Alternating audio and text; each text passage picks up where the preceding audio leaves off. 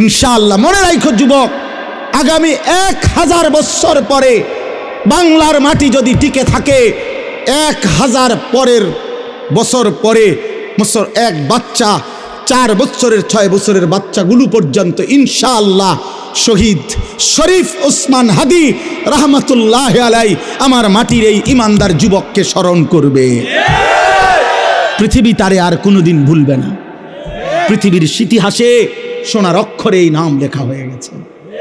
আর শাহজিমের গায়ে এই যুবকের নাম লেখা হয়ে গেছে।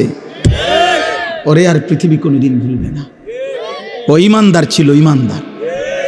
এই যুবক 5 ওয়াক্ত নামাজ পড়তো, প্রতিদিন ফজরের নামাজ পড়তো, ফজরের নামাজের জন্য বন্ধুদেরকে উঠাইতো, ফজরের নামাজের পরে ক্যাম্পেইন করত, প্রচারণা করত। ফজরের মুসল্লি ছিল, আল্লাহর কোরআনের হাফেজ কোরআন ছিল।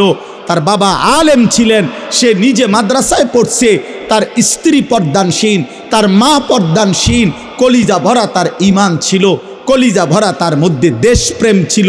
আর শাহজিমের মালিক আল্লাহ বলছে, ছেলেটা চাইছিল ঢাকার একটা আসনে 500টা ভোট।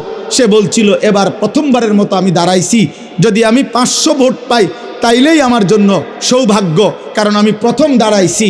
কিন্তু আর শাহজিমের মালিক আল্লাহ বলে, যুবক আমি তোর ফজরের সেজদা গ্রহণ করলাম, আমি তোর ঈমান গ্রহণ করলাম, আমি তোর কোরআনের তেলাওয়াত গ্রহণ করলাম, দেশপ্রেমও গ্রহণ করলাম।